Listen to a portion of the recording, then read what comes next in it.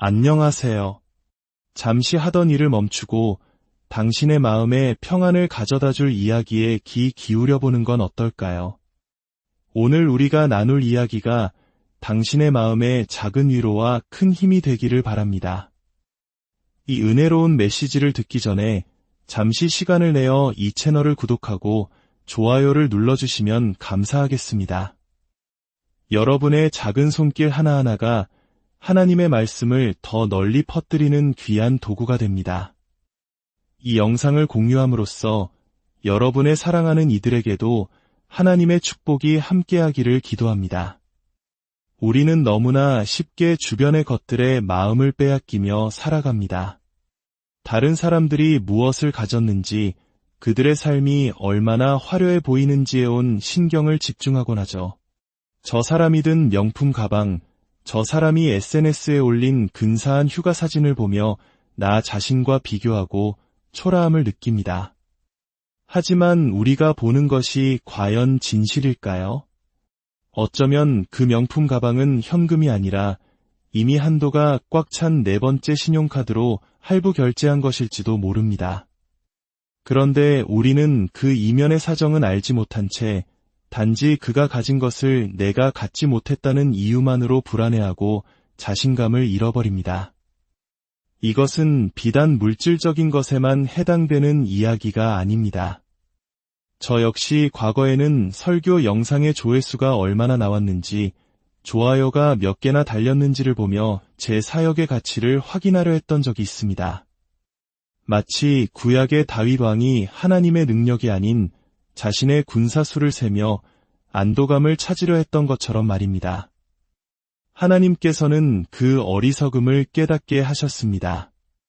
다윗이 인구조사를 통해 자신의 힘을 과시하려 했을 때 하나님은 그것을 교만으로 보셨습니다.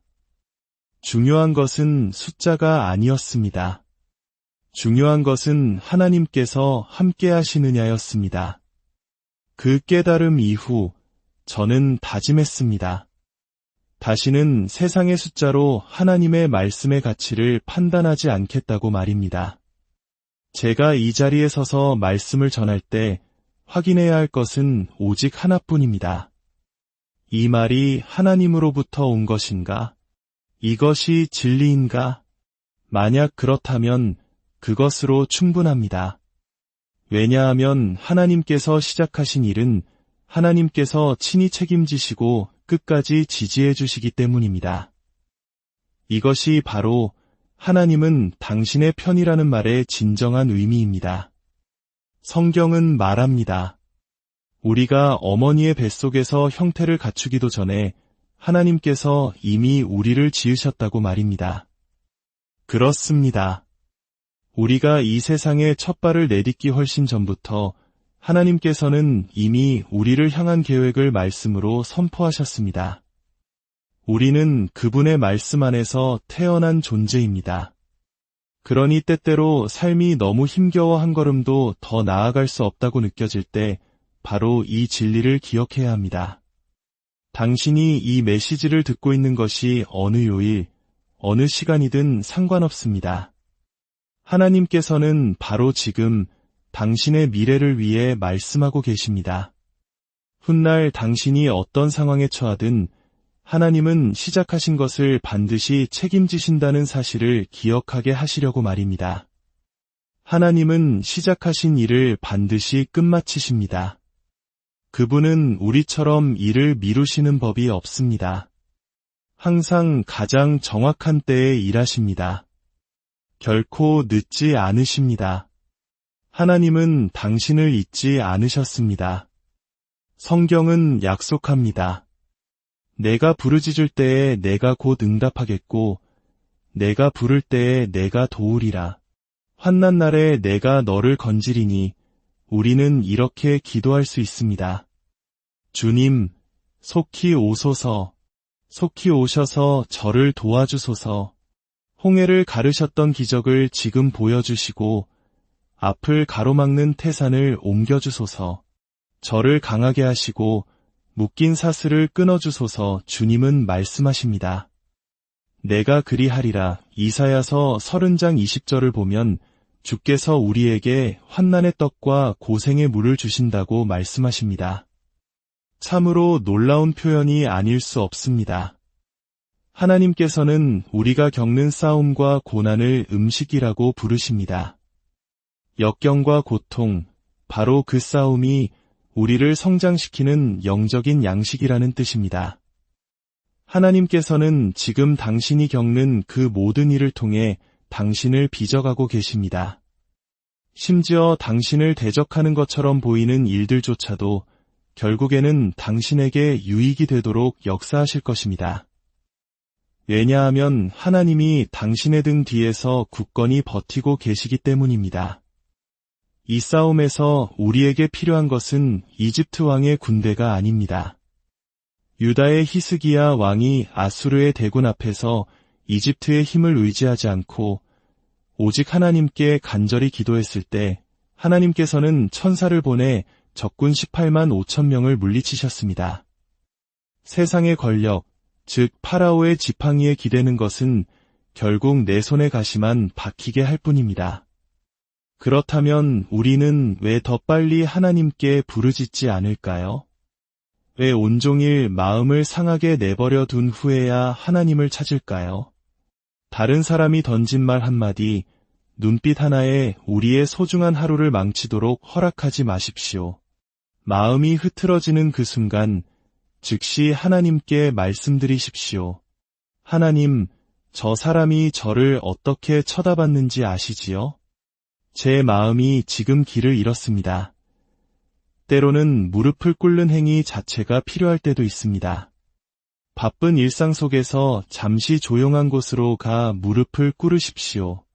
나중에 교만 때문에 얼굴을 들 수 없는 상황에 처하기보다 지금 겸손히 무릎 꿇는 편이 훨씬 낫습니다.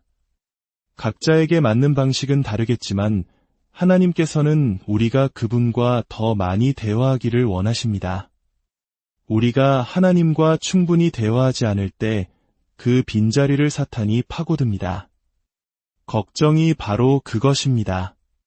걱정은 우리가 드리지 않은 기도의 자리를 대신 채우는 사탄의 속삭임입니다. 사탄은 우리가 기도하지 않는 문제들을 가져와 우리 마음속 공간을 채우고 우리의 믿음을 역으로 작동시켜 스스로를 파괴하게 만듭니다. 하지만 주님은 말씀하십니다.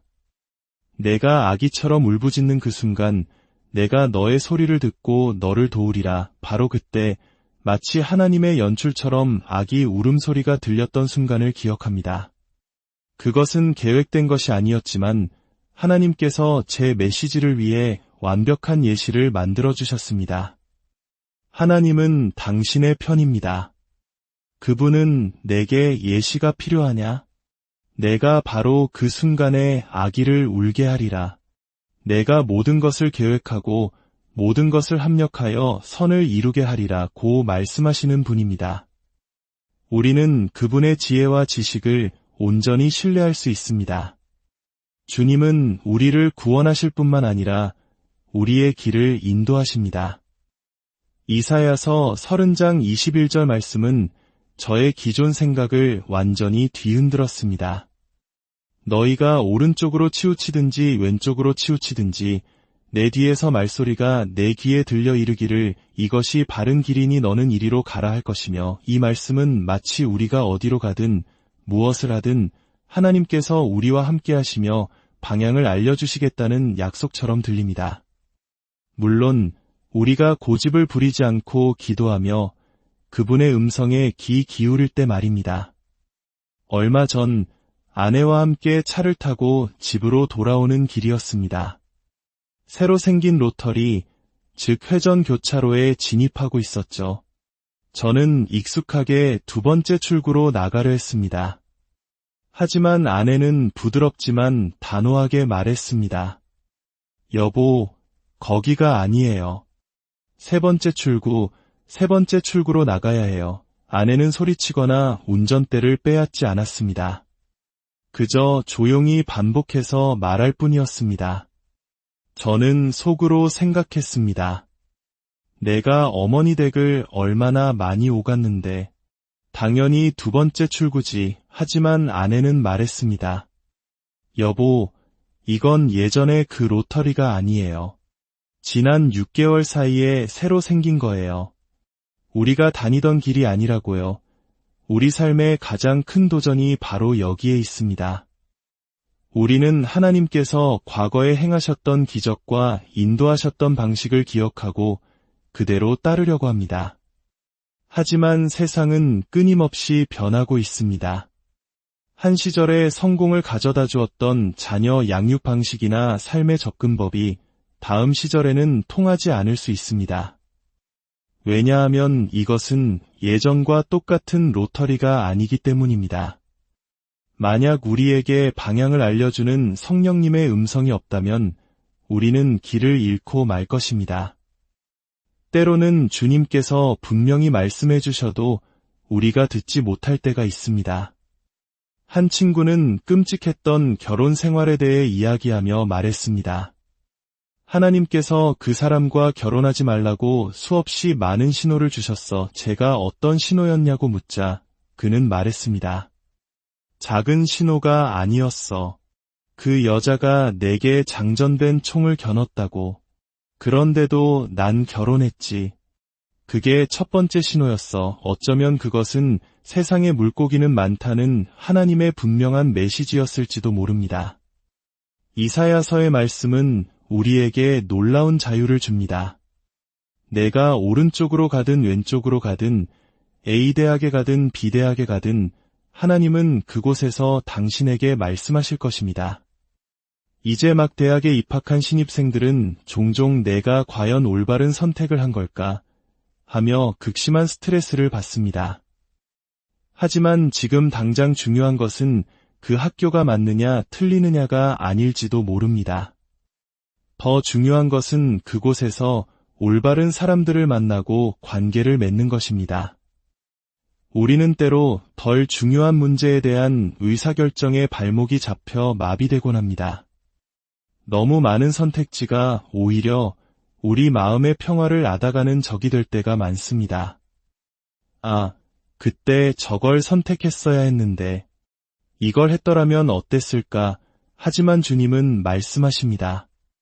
내가 오른쪽으로 치우치든지 왼쪽으로 치우치든지 중요한 것은 당신이 어떤 길을 선택했느냐가 아닙니다. 더 중요한 것은 그 길 위에서 당신이 어떻게 걸어가고 있느냐입니다. 어느 교회에 출석하는지가 당신의 신앙을 결정하는 절대적인 요소는 아닐 수 있습니다. 물론 이곳은 훌륭한 교회입니다. 하지만 당신이 이 좋은 교회에 와서도 그저 뒷자리에 앉아 아무런 관계도 맺지 않고 어떤 도움도 받지 않고 공동체에 연결되지 않는다면 자유와 성공을 경험하기 어려울 것입니다. 당신은 오른쪽 길을 선택했지만 그 길 위에서 제대로 걷고 있지 않은 것입니다. 중요한 것은 이것입니다. 당신이 어떤 길을 선택하든 심지어 하나님께 등을 돌리고 반역의 길을 걸을 때조차도 하나님은 여전히 당신에게 말씀하고 계신다는 사실입니다. 그분은 한 번도 말씀하시기를 멈춘 적이 없습니다. 당신이 졸업했을 때도 취직했을 때도 구원받은 그 순간 이후에도 하나님은 계속해서 말씀하고 계십니다. 문제는 이것입니다. 하나님은 계속 말씀하시는데 당신은 여전히 발걸음을 내딛고 있습니까? 당신은 성장하고 있습니까? 앞으로 나아가고 있습니까? 성숙해지고 있습니까? 아니면 과거와 똑같은 로터리를 맴돌며 변화된 세상 속에서 출구를 놓치고 있지는 않습니까? 하나님께서 말씀하고 계시는 무언가가 있지만 당신의 눈이 가려져 보지 못하고 있는 것은 아닐까요? 오늘 이 시간 당신의 등 뒤에서 늘 함께 하시며 말씀하시는 그분의 음성에 귀 기울이시길 축복합니다. 당신이 어느 길에 서 있든지 그곳이 하나님께서 당신과 함께 하시는 거룩한 장소임을 믿으십시오. 당신의 발걸음마다 그분의 부드러운 음성이 함께하여 당신의 삶이 평안과 확신으로 가득하기를 주님의 이름으로 간절히 기도합니다. 이 메시지가 당신에게 위로가 되었다면 당신의 소중한 사람들에게도 이 축복을 나누어 주시길 바랍니다.